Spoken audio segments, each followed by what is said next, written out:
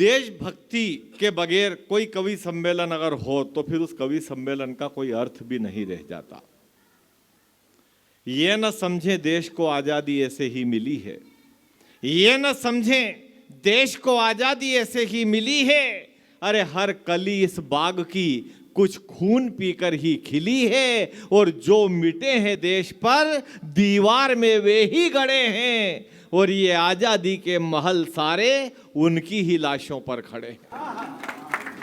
जो देश की बात करता है, जागरण की बात करता है, जागृति की बात करता है, और पिछले 7-8 सालों से हिंदुस्तान की बहुत तगड़ी पसंद बना हुआ है भाई राहुल शर्मा, जो उज्जैन से हमारे बीच में है। आप जोरदार तालियां बजा करके स्वागत करें। आइए भाई राहुल जी। तालियां हमने जब राहुल को खड़ा करा तब भी आपने कम बजाई, ये अच्छी बात नहीं है, क्योंकि राहुल सब एक जैसे नहीं होते हैं। आप थोड़ा सा उस चीज को आप इस दृष्टि से नहीं लें, कृपा करें। हेलो। और गुरुदेव मेरे साथ तो नाम के साथ हमेशा संकट रहा ही है। आधे लोग इसी टेंशन में रहते हैं कि राहुल है तो क्या डंका सुनाएगा, लेकिन मैं उज्जैन का रहने वाला हूं, जहां हमारे इष्ट प्रातःकाल अपने ललाट पर भस्म रमाते हैं, और आज मैं इस दिव्य तीर्थ स्थान पे आया हूं।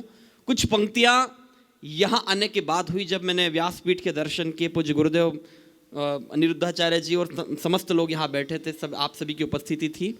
4 पंक्तियां मैंने कही, मैं वहीं से अपने आप को प्रारंभ करना चाहता हूं, उसके बाद अपनी कविता मैं पढ़ूंगा, निवेदन करना। सुनिएगा कि सत्य सनातन परंपरा के पावन दीपित भाल को मैंने जब देखा तो सभी के ललाट पर तिलक लगे हुए हैं, तो मैं बहुत मुग्ध हुआ उस दृश्य देख के निवेदन करता हूं। स्वागत है। कि सत्य सनातन परंपरा के पावन दीपित भाल को दिव्य चेतना से पोषित ब्रज रज से सजे कपाल को, दिव्य चेतना से पोषित ब्रज रज से सजे कपाल को, माँ क्षिप्रा से माँ यमुना तक लेकर मैं आशीष चला। एक पंक्ति मेरी यात्रा सफल करना कि माँ क्षिप्रा से माँ यमुना तक लेकर मैं आशीष चला, महाकाल का अभिनंदन श्री बांके बिहारी लाल को, महाकाल का अभिनंदन श्री बांके बिहारी लाल को। और आपके लिए पढ़ना चाहता हूं कि अग्रवंश के प्रथम पुरुष हैं वैचारिक सरताज को। मिश्री वाले जी यहाँ बैठे हैं, मिश्री वाले का आपको मैं प्रणाम करता हूं। जैसा आपका उपनाम है वैसा ही आपका व्यवहार है। आपने जो आज भोजन में व्यवस्था की और जिस वात्सल्य के साथ में आपने प्रसाद ग्रहण करवाया, मैं आपको प्रणाम करता हूं। कि अग्रवंश के प्रथम पुरुष हैं वैचारिक सरताज को, मानवता की परम तपस्या के अमृत आगाज को, एक ईंट और 1 रुपये के, 1 ईंट और 1 रुपये के पुण्याई संदेशों को नमन करोड़ों है मेरे श्री अग्रसेन महाराज को, नमन करोड़ों है मेरे श्री अग्रसेन महाराज को। और इसी क्रम की 4 पंक्ति और पढ़ना चाहता हूं कि सत्य सनातन परंपरा के पावन दीपित भाल को दिव्य चेतना से पोषित ब्रज रज से सजे कपाल को, माँ क्षिप्रा से माँ यमुना तक लेकर मैं आशीष चला, महाकाल का अभिनंदन श्री बांके बिहारी लाल को, महाकाल का अभिनंदन श्री बांके। और गुरुदेव 4 पंक्तियां और अभी यही हुई है, मैं निवेदन करता हूं कि एक बार फिर यशोदा पलना झुला रही है। एक बार 500 वर्षों का संघर्ष, त्रेता में तो 14 वर्ष का वनवास मिला था, लेकिन कलयुग में 500 साल का वनवास मिला हमारे राम को, हमारे आराध्य को। स्वागत है। कि एक बार फिर यशोदा पलना झुला रही है, पलने में अपना प्यारा ललना सुला रही है।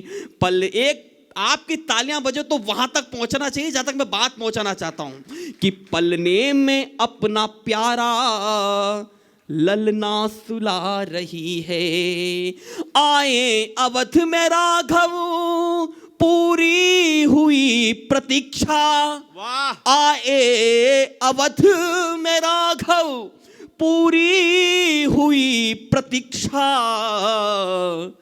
अब आ भी जाओ गिरधर मथुरा बुला रही है, अब आ ही जाओ गिरधर मथुरा बुला रही है, मथुरा बुला रही है। और हमने ठीक समय पर ठीक काम कर दिया। आने वाले समय में तो निश्चित रूप से हम अवध से चले हैं, काशी तक पहुंचे हैं, ज्ञानवापी तक, हम यहां तक भी आएंगे। मैं उस राम राज्य की कल्पना आपके समक्ष रखना चाहता हूं। कविता के लोग कितना बैठे हैं मुझे सूचित करना। स्वागत है। कैसे आएगा राम राज्य? द्वापर और त्रेता, भगवान श्री राम जी ने सिखाया कि जीवन ऐसा होना चाहिए, लेकिन भगवान कृष्ण जी ने वास्तविक में सिखाया कि ऐसा ही होना चाहिए। तब निवेदन करना चाहता हूं कि याचक समान हाथ जोड़ेंगे शिवाजी यदि, तो बताओ कैसे हिंदवी स्वराज्य आएगा। याचक समान हाथ जोड़ेंगे शिवाजी यदि, तो बताओ कैसे हिंदवी स्वराज्य आएगा। और मेमनों की भांति सिंह मिमी आएगा सदैव, तो बताओ कैसे बनराज ताज पाएगा। तो शोक में अशोक युद्ध त्याग बुद्ध हो गया, तो उन आताताइयों से कैसे राज पाएगा। और हाथ में होगा कोदंड, युद्ध भी होगा प्रचंड, तब जाके धरती पे राम राज्य आएगा। हाथ में होगा कोदंड, युद्ध भी होगा प्रचंड, तब जाके धरती पे राम राज्य आएगा। जय हो। तब जाके धरती पे राम राज्य आएगा। और क्यों आना चाहिए राम राज्य? इस देश में जो आस्था का विषय होना चाहिए, हमने उन्हें राजनीति का विषय बना दिया। कुछ लोग, आप लोगों ने देखा होगा पिछले दिनों भारत जोड़ो यात्रा वगैरह शुरू हो गई थी। एक पत्रकार ने प्रश्न कर लिया कि भारत क्यों जोड़ना पड़ रहा है, तो अगले ने जवाब दिया कि हमारे बाप दादाओं ने भारत को तोड़ा था, इसलिए हमको जोड़ना पड़ रहा है। कि ऐसी कमरों में बैठ के मलाई खाई वे भी जेठ महीने में सड़कों पे तपने लगे। ऐसी कमरों में बैठ के मलाई खाई वे भी जेठ महीने में सड़कों पे तपने लगे। और राष्ट्रवाद का प्रचंड ज्वार देखने के बाद पैर धर्मद्रोहियों के आज कपने लगे। राष्ट्रवाद का प्रचंड ज्वार देखने के बाद पैर धर्मद्रोहियों के आज कपने लगे। तो तुष्टिकरणों की राह में बिछाए फूल सदा, त्रिपुंड लगा के वे भी आज छपने लगे। और जिसने प्रमाण राम जी के जन्म का था मांगा, वे भी चुनावों में राम राम जपने लगे। जिसने प्रमाण राम जी के जन्म का था मांगा, वे भी चुनावों में राम राम जपने लगे। और क्यों जपना पड़ रहा राम राम? कि राम की कृपा बिना ना कोई जन्म ले सका है, राम जी से ही बना समस्त ये आधार है। और 2024 में खड़ा हूं, चुनाव की अगवानी में खड़ा हूं, दूसरी पंक्ति पर देश का मंतव्य पढ़ना चाहता हूं। सहमत हो तो अपनी तालियों से मुझे सूचित करना कि राम की कृपा बिना ना कोई जन्म ले सका है, राम जी से ही बना समस्त ये आधार है।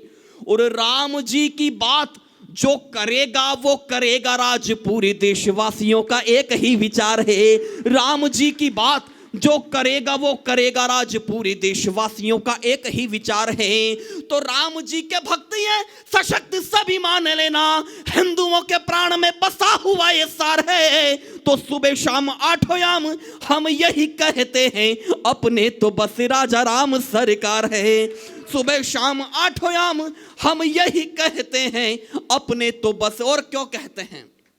कि हाथ को उठाओ और भेद दो समूचा व्योम, एक इष्ट है हमारे निष्काम बोलिए। और तार देंगे वे हमें अकाट्य सत्य मान लेना, प्रतिक्षण उन्हें मन में प्रणाम बोलिए। तो धर्म के लिए जिएंगे, धर्म के लिए मरेंगे, धर्म को ना बदलेंगे, ध्वजा थाम बोलिए। और हिंदू होने पे हो गर्व, मिलके मनाओ पर्व, मेरे साथ सभी जय जय श्री राम बोलिए। हिंदू होने पे हो गर्व, मिलके मनाओ पर्व। एक बार दोनों मुट्ठियां आकाश में लहराकर जय जय श्री राम, जय जय श्री राम।